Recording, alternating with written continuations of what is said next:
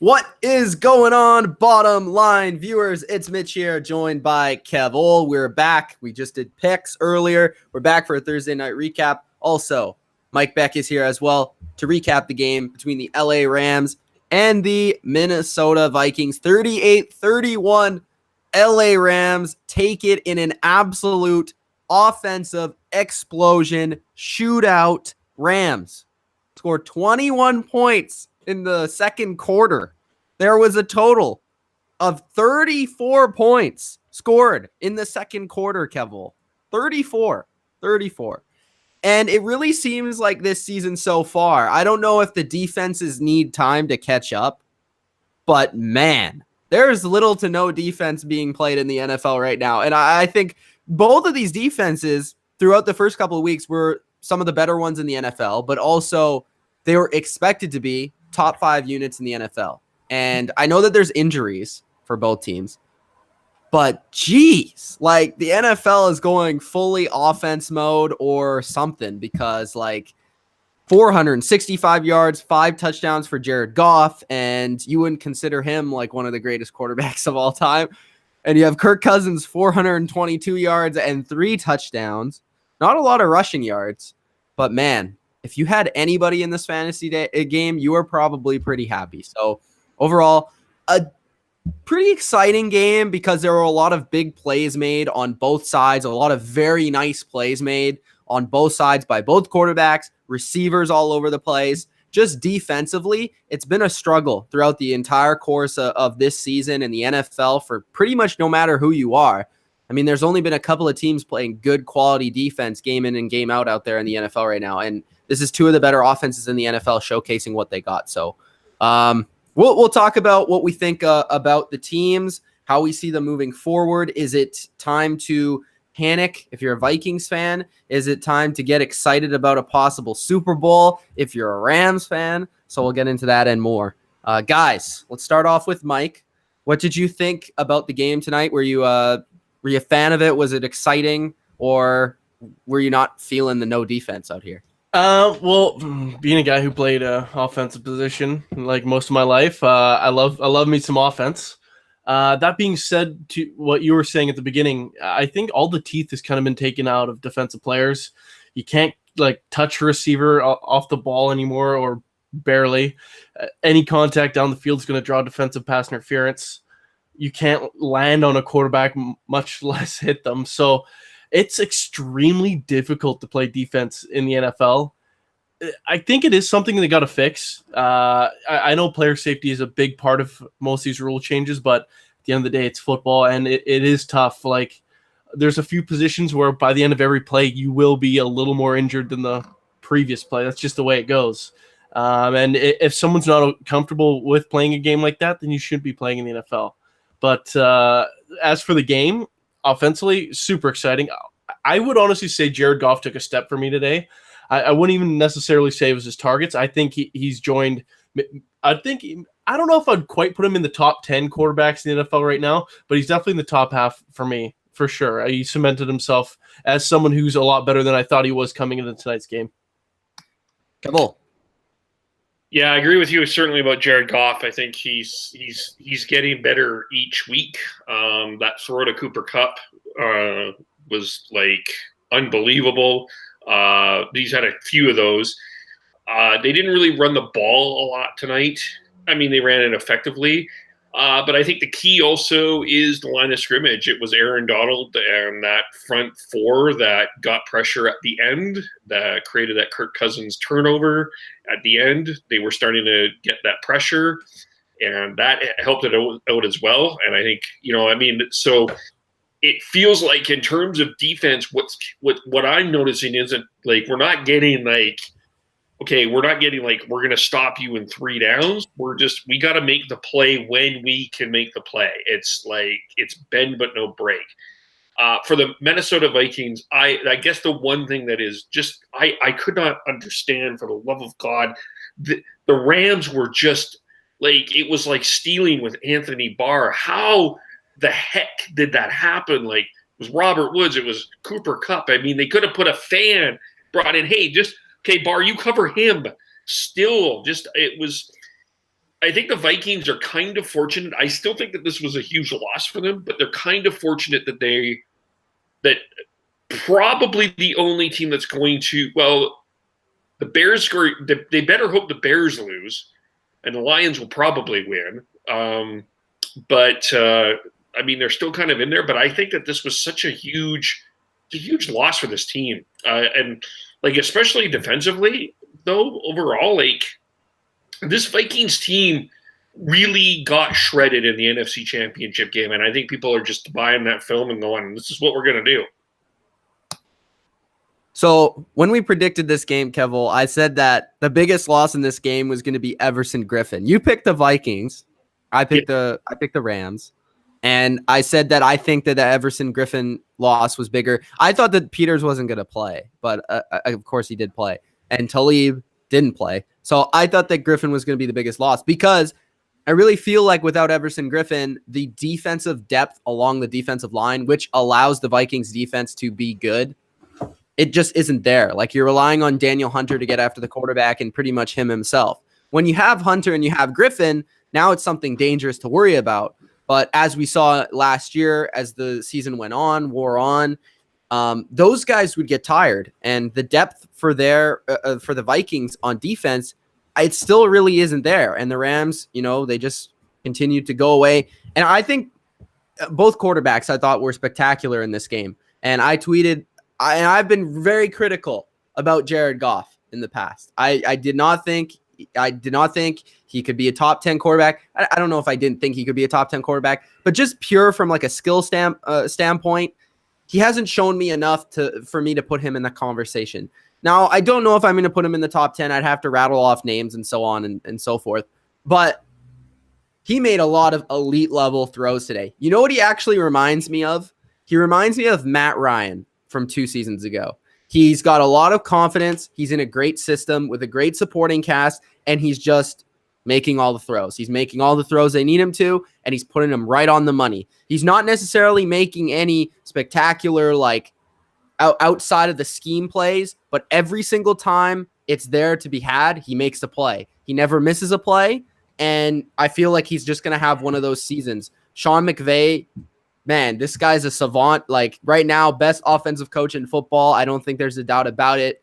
It seemed like a guy was open on every single play, and against any defense, that's difficult to do. But against the Vikings defense, that was great last year. We don't know how great they are this year. But that being said, I mean, it's just amazing. Like Cooper Kupp, wide open down the sideline. Their ability to get wide receivers matched up on Anthony Barr, play in and play out and play in and play out. And then all the different types of play actions, fake reverses, screens to Gurley. There's one guy covering a screen to Gurley on the left-hand side of the field. Like, are you serious? Like, these designs of these plays were just spectacular. And I also think that's the same to be had for the Vikings. I did think that actually Kirk Cousins, in my opinion, made a few more plays just to, like, avoid pressure, get out of the way, make throws on the run, that sort of thing than Jared Goff had to. But, of course, Jared Goff put it on the money. That throw to Cooks was MVP level. That throw to Kupp was MVP level. But Kirk Cousins, I think, deserves a lot of respect as well. Yes, he didn't make the play at the end of the game. Yes, he got strip sacked. But he made a lot of plays with his legs. He made a lot of plays with his arm. And it's not like he has a very good offensive line out there. I actually thought the offensive line played better than I thought it would in this game. But as we said coming in, Kevole, we thought it would be a shootout, and it sort of ended up being that. Maybe not to this extent, 5 touchdowns and 3 touchdowns for 8 touchdowns in total for both quarterbacks. But I mean, this was an exciting game, not necessarily like a great game in my opinion, but I thought it was a very exciting game. I don't know how to really categorize it, but yeah. So let's go into the individual performances. Of course, I gave you a little bit on the quarterbacks, but I want to hear from you guys. What did you think of each guy? Jared Goff, Kirk Cousins, Mike. What did you think of both guys? Well, it was a terrific performance by both. I think I was a little more impressed, honestly, with Jared Goff. I think I was under that assumption really just because of some of the bigger throws I wasn't really expecting him to make. The touchdown to Cooper Kupp, that play design was incredible. The under to, I don't even know what you'd call it, like an under to almost like a reverse wheel straight down the middle of the field. That was, just a gorgeous play call. I thought Goff made all the throws.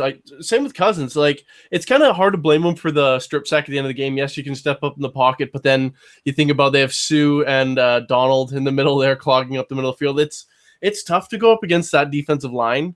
Both teams went up against good defenses, but then again, from earlier, there's all the bite taken out of those defensive players. I think Goff might have had the better performance than Cousins tonight, but not by much. They definitely played some of the best football of their career. Kevole? Yeah, I mean, it's hard to really complain about Cousins too. I mean, they were both spectacular.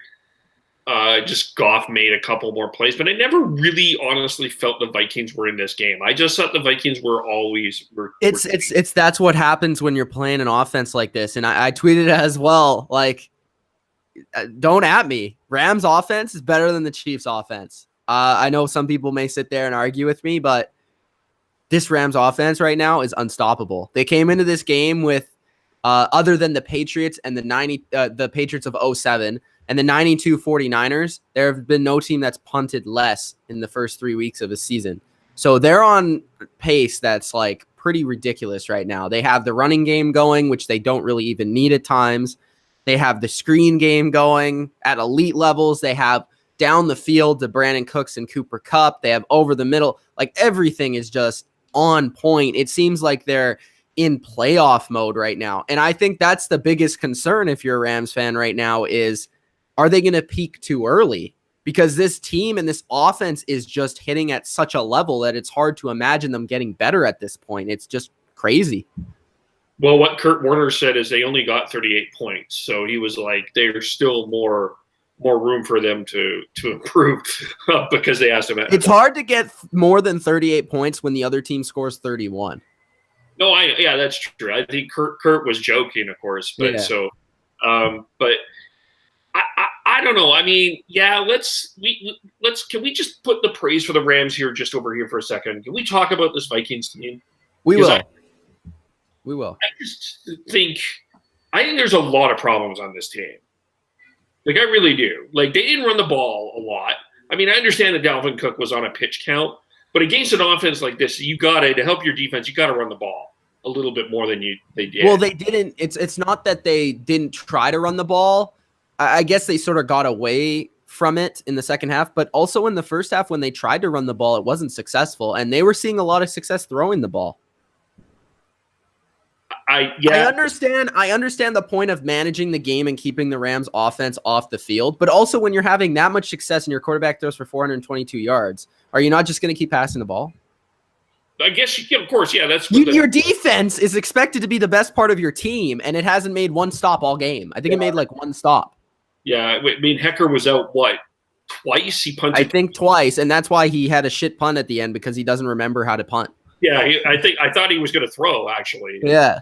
He would have been better off throwing. It would have went further than his punt. Anyway, we'll get into the Vikings, I guess, in a little bit. But there's some huge problems there. Yeah, there are.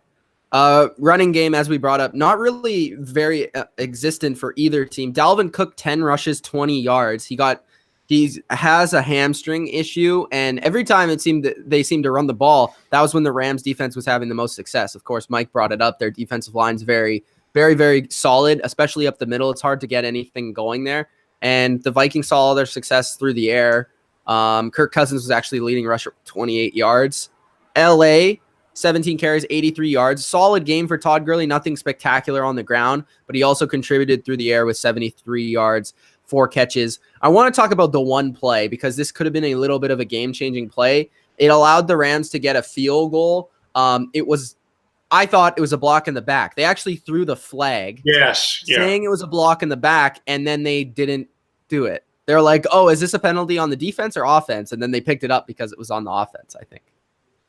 Yeah, it was just, yeah, that was weird. And that basically got the Rams a field goal, which if that's a huge possession right there, because I think that was a massive changing play, because if they would have got the block in the back, that's 15 yards, and you know how that happened. So I don't know. I just think that's something that probably should have been called and might have changed the game a little bit for the Vikings. Yeah, quite possible. Yeah, To me, this year there's been so many flags. Like it almost feels like every play. I'm honestly not a fan of ref keeping it in his pants every now and then. It's honestly it takes away from the game a little bit. One of the biggest complaints about the CFL right now is there's literally a flag on every play. It's hard to watch. I hate it that if the NFL turns to that because it's going to kill viewership. It's like, well, that play was useless because there's a hold. Well, there's a hold on every play. It's if you put 11 officials on either side of the ball watching one person, they could throw a flag on every play because like it's impossible to be perfect, especially with like such close, tight hand-to-hand stuff.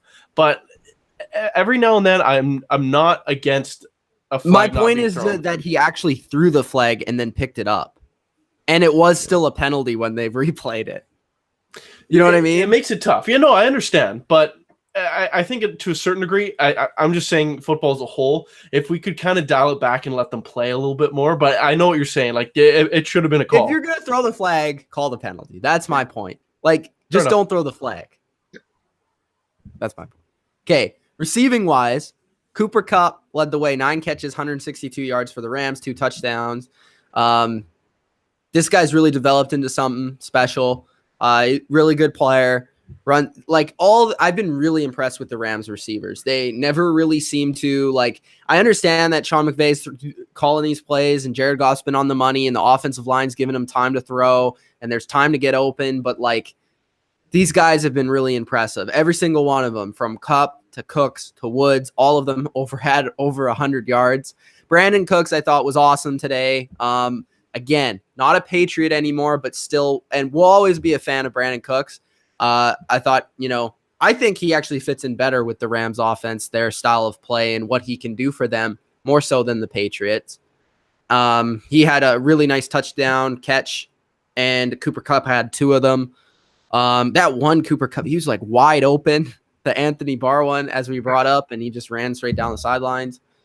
Robert Woods, 5 catches, 101 yards, another touchdown, another play where I don't want to say wide open, but pretty open. And I don't know if that's Vikings, if that's a combination of what the Rams are doing. Obviously, you got to give a lot of credit for the Rams putting the Vikings in awkward positions and finding the matchup and going to the matchup. But as Kev said, there's a lot of issues with this Vikings team. Vikings receivers, Adam Thielen, I thought was fantastic. 8 catches, 135 yards, a touchdown, and 12 targets. Did get injured a little bit, banged up at a point in the game, but was able to come back. He had a lot of nice plays. Stephon Diggs was great. Again, 11 catches, 123 yards. No touchdown today, but made a lot of really nice catches. Made one where it tipped off Sam Shields, caught it in the air. Another one that was thrown really high a little bit after that and caught it over a defender. I just think these two teams have great players. If you're into offensive football, there's some great receivers to watch in this game, great running backs, quarterbacks played spectacular, offensive lines were solid. This was just an all-around game to watch, and these receivers really put on a show, in my opinion. You guys have any thoughts on some of the game-leading receivers here? Well, both Diggs and Thielen, I thought, played really well. Robinson, 17 on the Vikings, catching the first 2 touchdowns. Yep. That was a little bit of shock to me. He the second one especially, that must have been a missed call because I don't understand why you'd have 2 players running corners the same depth on the field, but it worked out. They scored on it. Other side of the ball, Cooper Kupp, his amazing touchdown. Like you said, you broke down the 3 receivers over 100 yards on the Rams. If you're a fan of offense, you're a fan of this game. There's not enough really good things to say about the way these teams have kind of drafted and developed because was Thielen even drafted?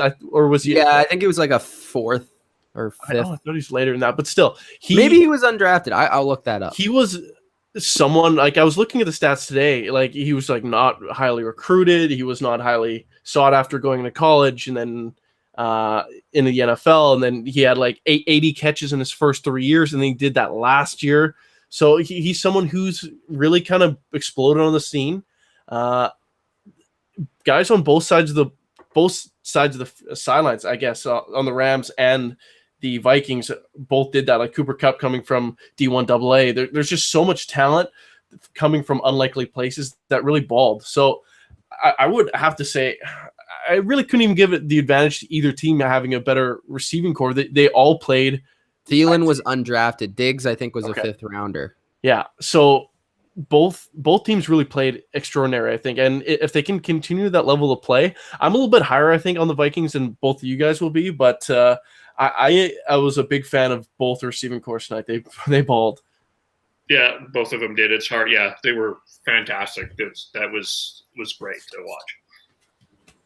Okay, defensively, if there's any standouts, let's go over them. Aaron Donald. Domkins in the 4th. 2 tackles for loss in the 4th quarter. Had that 1 sack where he just threw Kirk Cousins down like a rag doll. Sue playing defensive end. Got a sack. That was pretty crazy. I haven't seen that in a long time. I didn't even know he had that capability still. Marcus Peters was invisible. I think he was getting beat quite a bit in this game. Ramik Wilson was filling in for Mark Barron, did not do a great job, and that is the weakness of the Rams defense. Their linebacking core is not very good, and I guess that's probably why they have to put Sue on the edge, because they don't have really a edge rusher either. So at times they're moving Donald and Sue and Brockers around to try and find the best matchup along the defensive line. Vikings-wise, really hard to say that anybody played particularly well. I thought Harrison Smith was really invisible. Like, he only had 1 tackle in the game. Didn't really make any standout plays to me.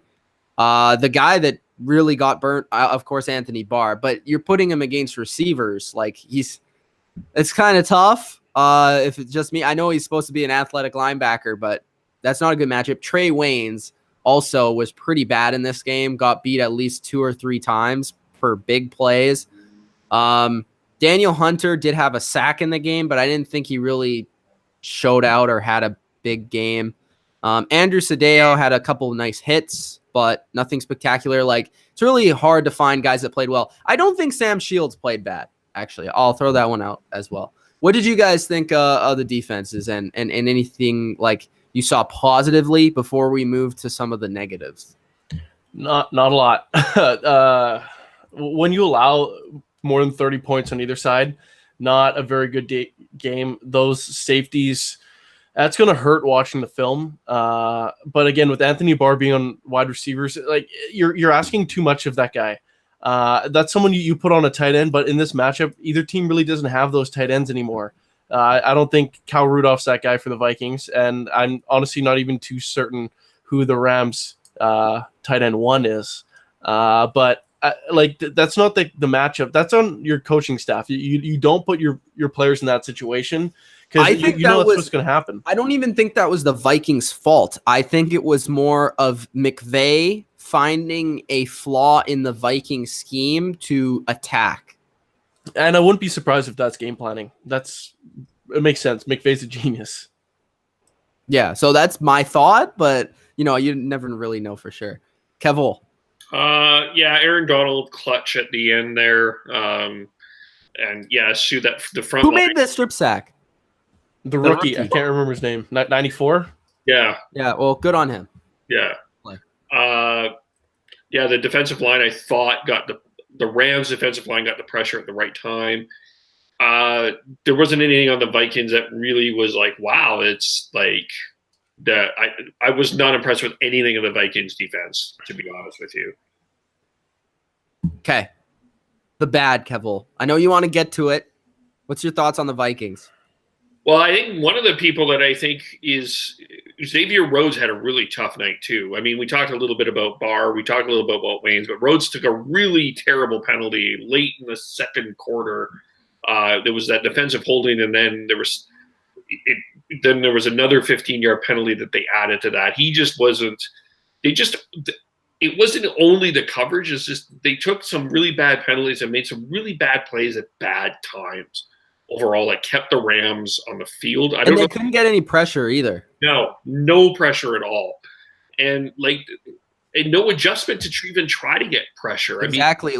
That's what my concern coming in the game was. I was like, well, Zimmer doesn't really like to send more than 4 guys. It actually seemed like when they did blitz occasionally, it kind of worked. Like there was a couple plays where they got free and they got in, but I don't know. He was just sort of sticking to the same thing. And I know it's hard to play against this offense. Don't get me wrong, but like you got to try something different, don't you? Yeah, and it's just they just feel they don't feel like a team at this point. They don't feel like it feels like as AC tweeted, it feels like they're in it for the stats, but they're not a team at this point. And I can't help but wonder how much missing that field goal against Green Bay has set this team back. I think it's I don't know if I don't think it's that, but I think like ever since the NFC Championship, we have not seen this defense play the way that we thought it would. No, the quality hasn't been there at all. And the thing is, I thought they were the one team that was trying to keep up player for player when the Rams started bringing all these guys in the offseason. They made some moves to get better, but it really hasn't shown. And this is like a game, 38-31. It did not – is it just me or did it – and it didn't feel 38-31, did it? I know that they had a chance to win the game at the end, and maybe I guess that's sort of a positive, but like it felt like the Rams had control of this game the whole time. I never felt the Vikings were ever going to come back in this game. I felt that they were chasing – from the beginning. No, I agree with that completely. If I were to rewatch that game without a scoreboard and I wasn't allowed to keep tally and someone said, what would you think that final score was? Probably would have said like 45-28. That's kind of what it felt like to me. But again, it was closer on the scoreboard, but it wasn't really closer on the field. All right. Any comments before we go to the comments? Anything you want to particularly I got one about? quick one. Like when we're talking about rushing the passer when you send 4-3, there's not many teams that can do that. Like I think about it, there's only a few pass rushers that can actually get to the quarterback anymore. This is a problem with a lot of teams like the Steelers and the Patriots, for example. They can't when they send forward, they can't get there. Sorry, but it is an issue. If you have Myles Garrett or Khalil Mack or Von Miller, like you're not, or unless you're the Jags. Well, the Jags do have some pass rushers. That's the thing. There's not those guys.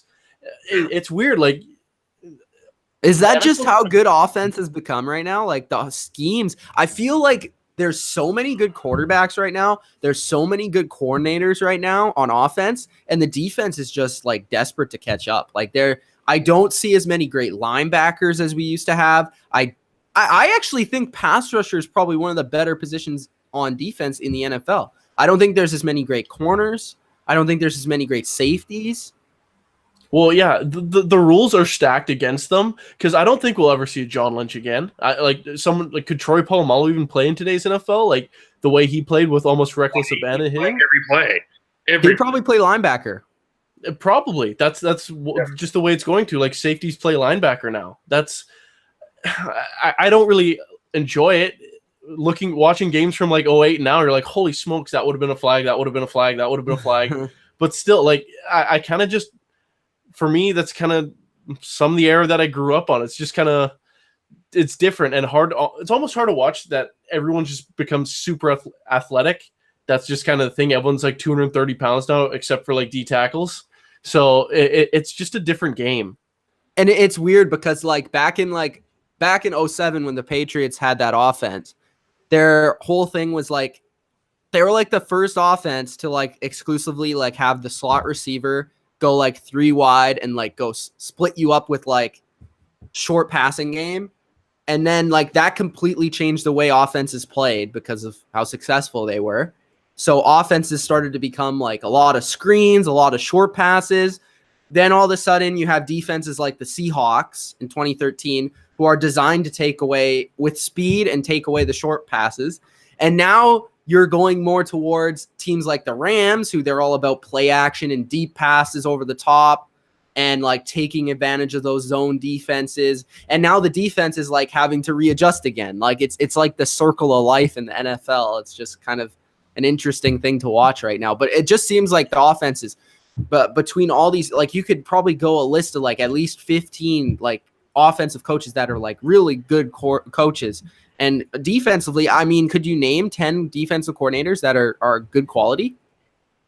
No. Well, one of the things that I think is interesting is what Tomlin kind of approached Monday night. It's like, okay, if you're going to we'll rush the passer.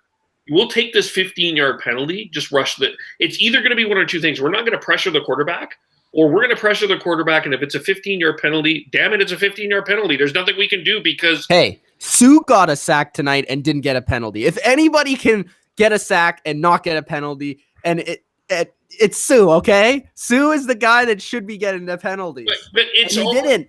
like they're taking the pass rush out of the game. Like Goff had all. It's true. It's true. They're taking the not the pass rush, but the thought in the quarterback's mind that I'm going to get absolutely destroyed if I throw this ball. Like that's like if you think about it on defense in any sport, really, like any sport that's physical, like hockey, football, lacrosse, whatever it may be, like if you're going over the middle, and you're trying to get the ball or get the puck, let's say in the along the boards. If you're chipping the puck in, you're going along the boards.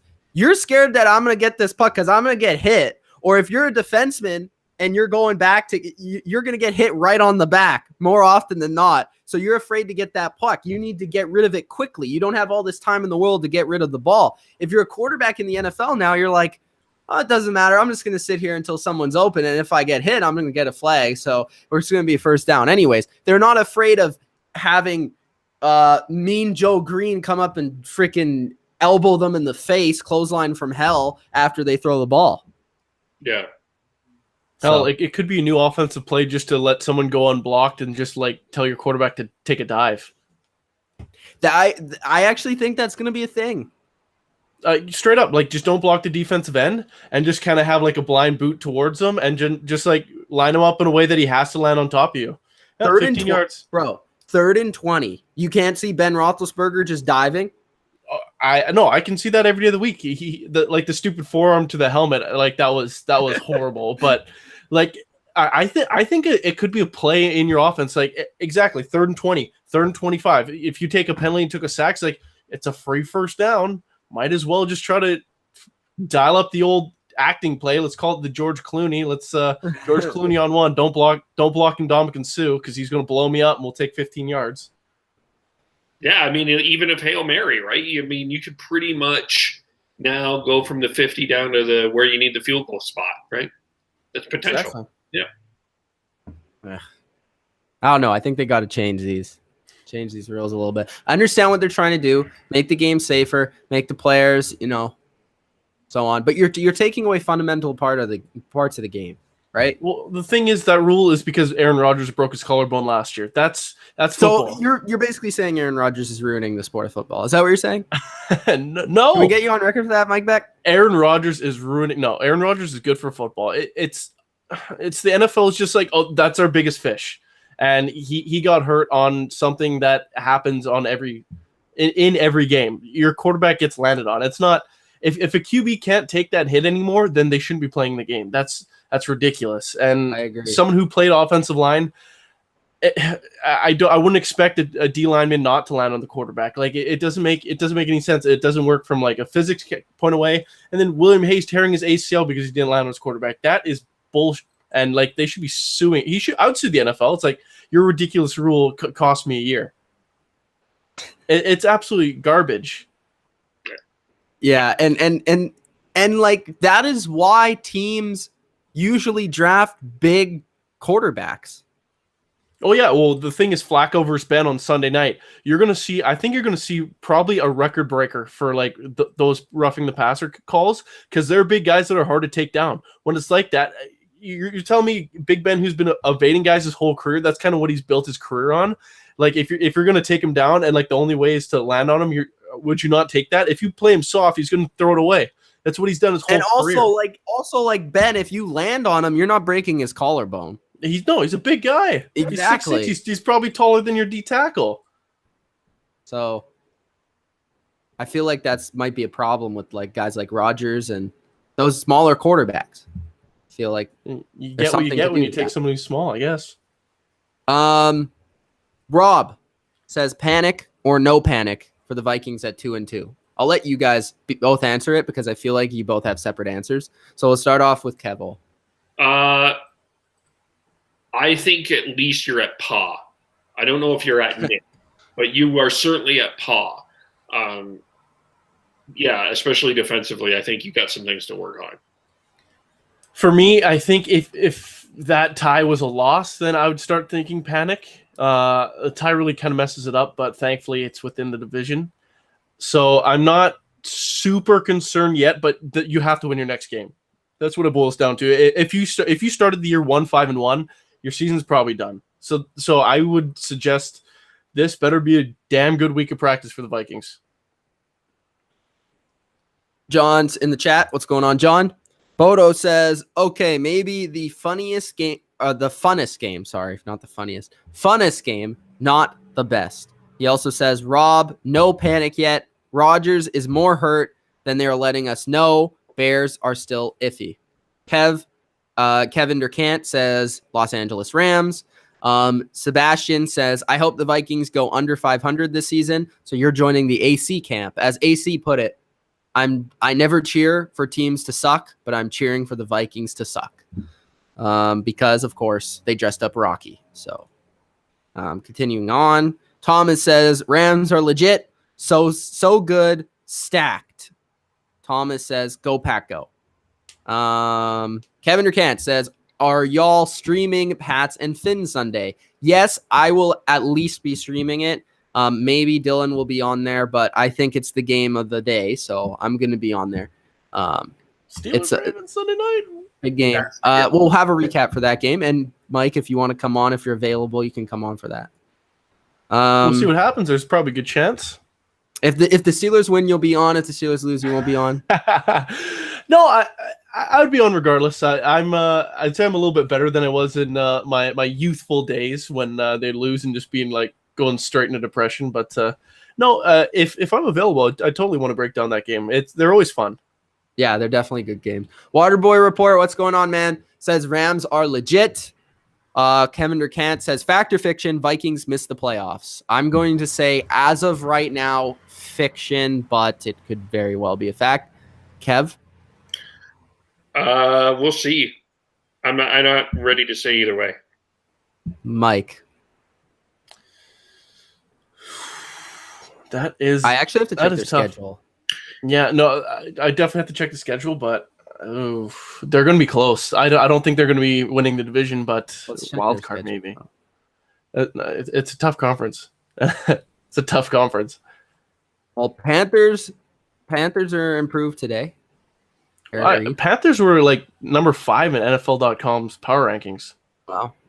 Okay, so they play, guess who next week? They play the Eagles next week. The Eagles in Philadelphia. Then you gotta win. They play the Cardinals at home. So then they play the Jets. Then they play the Saints. That's a big game for the Saints. Then they play the Lions, the Bears on the road, Packers at home, Patriots in New England, Seahawks in Seattle, Dolphins, who maybe it's not so easy as we thought, Lions in Detroit, and Bears. A lot of divisional games left. 1, 2, 3, 4, 5 divisional games left. They play the Eagles, Patriots, a lot of Seahawks, road Dolphins. Games. Yeah. Not good environments to be heading into. Philly, New England, and Seattle. Those are some hostile territories. This isn't an easy schedule at all. No. Like, no gimmies in this schedule. Oh, I would say the Cardinals and the Jets. I would say the Cardinals. Those back-to-back weeks. They should win those games. They have to. Yeah, maybe. Yeah, okay. After that, though, you realistically, I would think that you got to win at least 2 of the next 3. I mean, if you lose to the Eagles, that's pretty understandable, but you got to beat the Cardinals and the Jets. Well, the thing is, if they lose to the Eagles, they got to beat the Saints. It's one or the other. Like I'd say they have to win 3 of their next 4, like for sure. If they don't, if they go 2-2, that might be enough to end their season. Like otherwise, they'll probably have to like sweep the rest of their division games and just pray to God that the Bears, well, the Lions, who knows? They could start to be heating up a little bit with Patricia, but that's going to be extremely difficult. They have to go on a little bit of a run right now. Thomas says, I had the choice between Goff and Cousins for my fantasy team. Well, either way, you did well. I hope you picked Goff, though. Bodo says, Rams versus Kansas City Super Bowl. No. I just I can't see the Kansas City defense getting them to the Super Bowl. Kansas City always it's the end of September and we're all like celebrating. City, and then they play Pittsburgh and lose. So, and in the playoffs, so they can't do it. So, well, the thing is, something that scares me that I've talked about before is the Chiefs. They explode to huge leads, then someone comes back on them. Like every single game, the first because their defense is horrendous. Oh, exactly. Like at some point, it's going to bite them in the ass. So they cannot sustain it, especially with Mahomes. This is technically kind of a rookie year because he didn't play last year, but at some point, they're going to face some adversity, and it's going to be extremely tough for someone who only has 3 games experience under their belt. Yeah. Les Mo says, just last week, Mitch was saying Jared Goff is expendable and average. How do you feel about your assessment now? Hey, I still don't think he's like elite or anything like that. And what our point was, not necessarily that Jared Goff is expendable, but our point was back when we were talking about this, Mike, is that in today's NFL, it might be worthwhile to not pay your quarterback, and seeing it as how all these quarterbacks are coming in the NFL at such an elite level, like right off the bat, like Patrick Mahomes, all these guys, right? These guys are coming in and they're having success right away. Why not just move on from him, not pay him $150 million, and get a kid in the first round and play him? Because McVay knows he can get something out of him. If you pay Goff, then someone's got to go. Like you look at that defensive side, Sue, Peters, Talib, those are all guys you could lose this year. Like I'm pretty sure. I think at least all their deals are up. I think so. They're paying a lot of money already for a few guys like Cooks, Donald, Gurley. They're getting their money, and there's not going to be a whole lot left for Goff. So unless he takes a massive pay cut or he signs somewhere else and he gets that nice $35 million deal, because that's what every quarterback whose deal expires, they're like, well, I want to be the highest paid quarterback in the league, and every team has to say, okay, here's your money, thank you. And they have no argument. That's what happens. Yeah, certainly the Rams are in the position, it feels like they have to win it either this year or next year at least with what they're doing. I don't know. I mean, I'm not a big fan of tossing a big chunk of money. Look what happened to the Seahawks. I mean, they tossed a big chunk of money, and it's hard to keep them for that second. Look what's happening even with Earl Thomas. Like, nobody wants to pay him that money. That is the fact. The Seahawks don't want to pay him that money, and no team is like all over the idea of going to pay Earl Thomas that money. And Le'Veon Bell is about to learn that too. I think teams are just starting to back away from like the big contract. Oh, absolutely. The thing I've definitely preached on this channel before, how I would go about paying divvying up my money. I spend my money on that superstar quarterback. If you get a top 5 quarterback in the league, you can win any game, anytime. That's the Aaron Rodgers effect. The Packers aren't great. Rodgers is out. That team might be a 3-win team. That's my honest opinion. Rodgers in that lineup, they could go 13-3. That's just how good he is. If you're able to get that guy, you get him, you pay him. Then you got to protect him. If that guy has time, it doesn't matter who the receivers are. If he can stand there for 5-6 seconds, he's going to find someone open eventually. And then you got to pay someone to get the other team's quarterback. If they only have a second, it doesn't matter who it is. 1 second, 2 seconds to throw the ball. You can only throw so many slants before something happens and someone jumps the ball. So that's kind of where you got to put your money. Like a running back, that's just a luxury. I would say if you're building a team, you just draft them in the 2nd or 3rd round every 2-3 years, and then you just let them see it. Go to some other team. They'll pay you $15 million. That will ruin their cap, and you won't have a defense or someone to block for you. So have fun over there, and you're 2.2 yards per carry. So it really doesn't matter. If you can block lanes and have someone who runs a 4-4 in your backfield and will run someone over, great, sweet, that's awesome. I can find someone like that in every draft. There you go, preach. Bunch of guys just said number 99. Ultra says, how's it going? What's going on, Ultra? You've been a little quiet lately. Still getting over that overtime defeat, I assume. Says, I feel like the Vikings defense is overrated. They got torched last playoffs. They were pretty decent against the 49ers. In the last 3 games, the Vikings defense has been horrible. Predator asks, is that a Brady Michigan jersey? Yes, it is a Brady Michigan jersey. Rob's getting remarried in 2019. So congratulations to Rob. Baby Daddy says that was the best game of the season so far. I don't agree. Sorry. Not there. It was a good game, but What was the best game of the year, though? That's tough to say. I don't know. Maybe Atlanta's New Orleans. That was a really good game. That would be my nominee. That was a good game. What would have made it the game of the year is if there was that crazy comeback at the end. That's kind of the thing you need. If the Vikings would have came back, tied it up, and then pushed it to overtime, it could have been game of the year. Or like a minute left, and then Goff drove down the field and threw the game winner. That would have been, or kicked it, whatever. Game of the year. That's kind of what it needed. Ultra says Xavier Rhodes is overrated. Harrison Smith isn't as good as last year. Everson Griffin, I don't know. Thielen and Diggs and Cousins are very good, but you can't win a Super Bowl like that. Rhodes is not overrated. No way. I think he's top 3 corner in the league. 4-0 says Ray.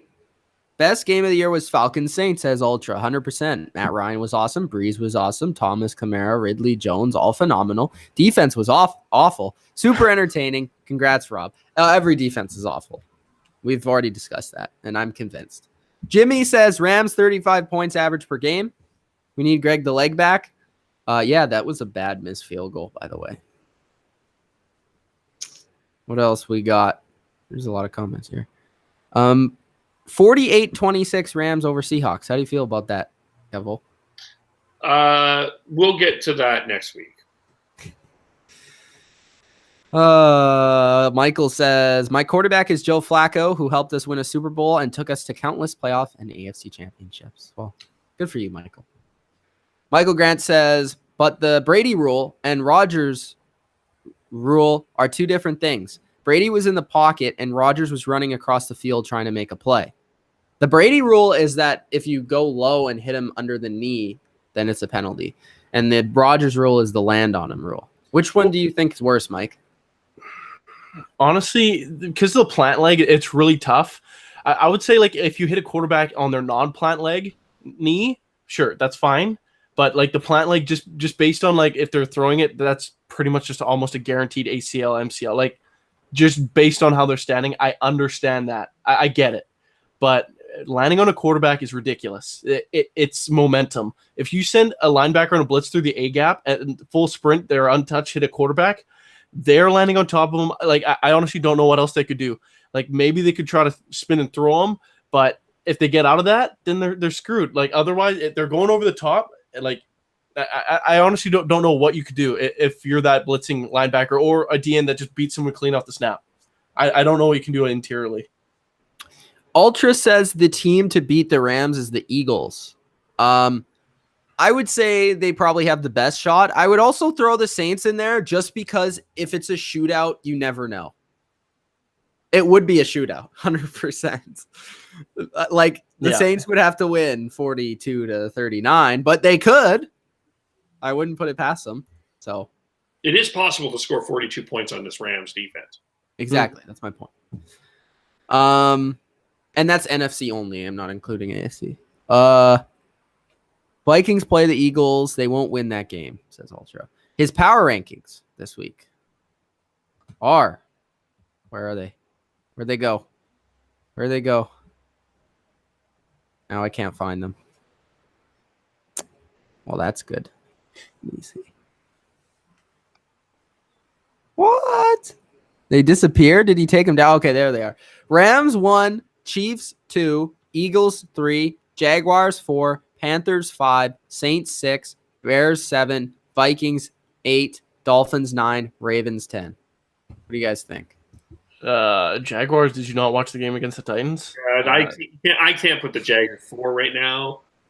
Like you scored 6 points against the Titans. Yeah. No. I don't respect the Jags like it did last year. That's for certain. I don't know about the Ravens that lost to the Bengals. They are 2-1. They lose to the Steelers, and if they lose to the Steelers Sunday night, then they're what? Like, would you put the Bengals over the Ravens then? I'd probably put right now. I'd put the Bengals over the Ravens, but I also wouldn't put any AFC North team in the top 10 right now.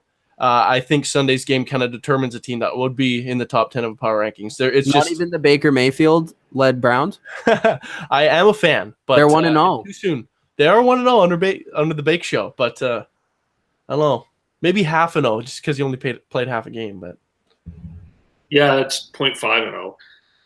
I mean, Rams Chiefs are your top two. I would make an argument that the Panthers you could make an argument right now that the Panthers are a number 3. I would probably go Rams, Chiefs, Panthers, Eagles would be my top 4 right now, and a murky bunch in the middle. The thing is with the Dolphins too, I will give you my honest opinion on them after the Pats game. That's just That's just what it. Like people are I saying. can't say People anything. are saying if they win, they'll be top 5. No. This honestly, this is not an amazing Pats team they're playing against. Like, there's still no Edelman. That's a huge factor. A whole bunch of injuries. Like, Burkhead's out. So, like, we'll see what Gordon can do. 13 in a row. They could go 3. I still believe that there's a chance that they could go 3. Don't say that too loud. Kevin Durkant's watching. Vale says, "What would you say if I said that Goff is the most underrated quarterback in the NFL?" I would say you are uneducated because he's not underrated. He plays in LA. He's probably, I don't know if he's overrated either. I think he's fairly rated. Yeah, rated. That's what I was thinking. He's not amazing. He's not crappy, but he had a really good night. Who's the most underrated quarterback in the NFL right now, guys? I would say Alex Smith. That's a good one. That's actually a really good one. Because, I mean, look at how Washington is playing. I mean, he doesn't give the ball away. I mean, it's not. I would say, as the teams are playing right now, I would say it's either Alex Smith or Phillip Rivers. Yeah. Yeah, totally agree with that. I honestly couldn't even think of another name right now. Like Alex Smith is playing probably the best ball of his career right now. Like, that's my honest. He did last year. Yeah, he's dialing it up more so now than we've ever seen him. He's honestly gotten better throughout his entire career. It's crazy. Other guy, one guy said Stafford. I would say last year possibly, but so far this year I don't think so. Ultra says, "Do you guys think Sarkisian and Ryan have figured it out?" No. Maybe, I don't know. We'll see. Saints defense isn't anything to brag about, so they have unbelievable targets and running backs, and we're gonna give Sark way too much credit. I don't think he's a very good offensive coordinator. That's just my honest opinion. I don't think so either. I'm never gonna go. All right, I think we're gonna wrap it up there. The guy that was fired during a playoff run in college. Alabama fired this guy during the playoffs. Yep. Come on, people. All right. Hope you guys enjoyed this recap of the Rams and Vikings and other NFL talk. If you did, hit the like button, subscribe to the channel for more, and hit us up on Twitter. Mike, do you want to plug your stuff? Oh, of course. As always, Saturday, I will actually be at the Raptors Trailblazers game, but I will be talking about some college football in the morning at Michael Beck BCIT. And then Sunday again, some more live tweeting. What's that? Which, Canadian or U.S.? Canadian Raptors Blazers. It's a preseason game in Vancouver. Their yearly game at Rogers Arena. So I'll be attending that on Saturday at 4:00. So I won't be able to watch too much college football on Saturday, but we'll probably watch some morning game. I think BYU Washington is something that intrigues me, tickles my fancy a little bit. So watch a little bit of Western college football. And you're going to be on the Steelers recap? More likely. All right. Kevole, anything you want to plug? Lots of stuff. Go to Spreaker.com, KVOLE. We are now the Hockey Podcast. We will be doing a Flames exclusive preview with the Fireside Podcast this week. And we got NHL preview. If Johnny V, if you're in there, we want to make sure that the parade in Toronto, we want to make sure that our fans on the Hockey Podcast know what time and date that parade will be. So come on, tell us about the week. Well, you know what? It's actually difficult because they haven't had a parade there in like 60 years. So they don't really know where it would be, when it would be. They're not used to these things. That's a good point. But maybe John has some suggestions. He can come on, tell us how the Leafs are going to win the Cup. But we're going to do our season preview as well. And I'll be on there. Yes. Yeah. All right. Again, on the Canucks, just so you know. Follow us on Twitter I'm at Mitch Milani, and those guys gave you their stuff. Kevole at Kevole, obviously. Check the description below, and subscribe to the channel if you guys haven't. Live streams this week. We have I believe we're doing Sunday night as well. I think we're doing Sunday. I don't know if we're doing Sunday night, but we're doing Miami, New England. And depending, we might do Sunday night with Dylan, or we'll do a recap. I don't know. I'll have to talk to Dylan. The guy's been invisible so far this week. We'll see. He's busy. But anyways, we'll see you later. Peace out.